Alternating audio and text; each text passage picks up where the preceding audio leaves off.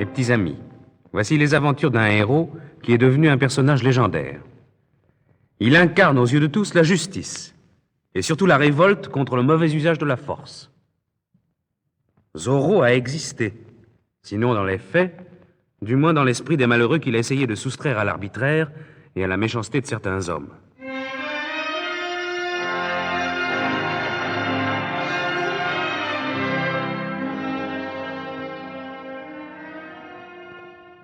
Et s'il a vécu, c'est dans un pays que vous connaissez tous, la Californie. À cette époque, nous sommes en 1830, cette riche province appartenait encore au Mexique. Et Los Angeles, cette ville aujourd'hui fabuleuse, n'était qu'une bourgade coloniale qui s'appelait Reina de Los Angeles, Reine des anges.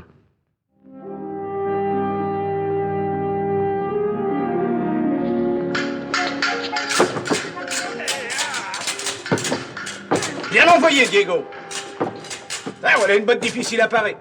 Ah, cela prouve que vos études en Espagne ne vous ont pas seulement initié au maniement des lourds in folio. Capitaine, vous êtes trop aimable. Ah, ces petits assauts quotidiens me manqueront quand nous aurons touché terre.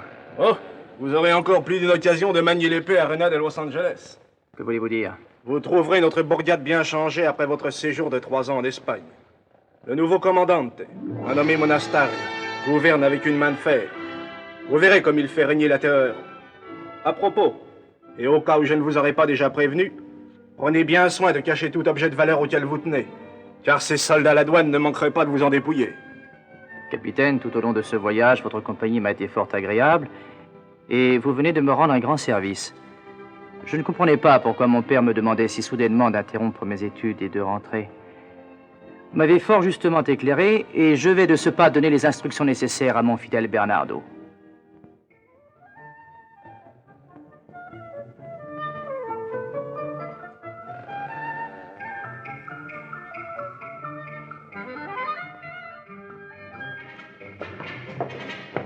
Bernardo, mes bagages sont prêts. Où as-tu mis cette lettre de mon père? Ah, la voilà. Mon fils, il se passe ici des choses auxquelles je ne peux plus faire face seul. Maintenant, je comprends ce qu'il veut dire. Notre ville est sous la botte d'un tyran.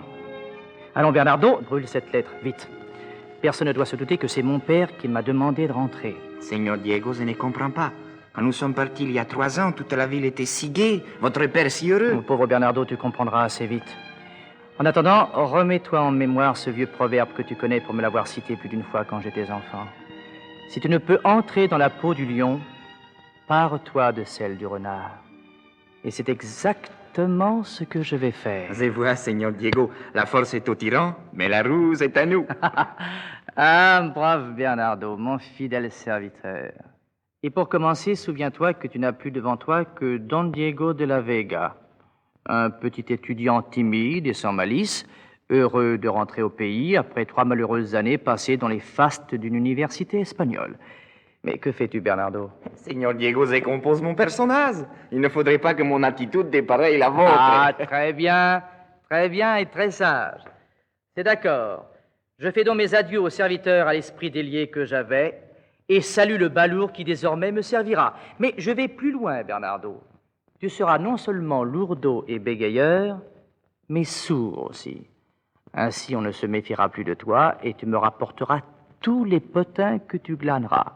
Les gens ont toujours la langue plus déliée en présence d'un sourd.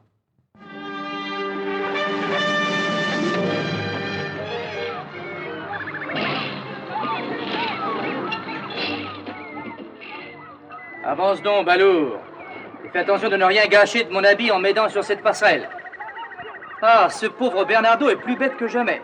Je pensais qu'un séjour en Espagne lui délirait l'esprit. Ah, mais plus bête encore. Seigneur, vous êtes bien Don Diego de la Vega? Nous espérons que vous avez apprécié cet aperçu. Pour continuer à écouter ce livre audio sur Google Play Livres, utilisez le lien dans la description de la vidéo.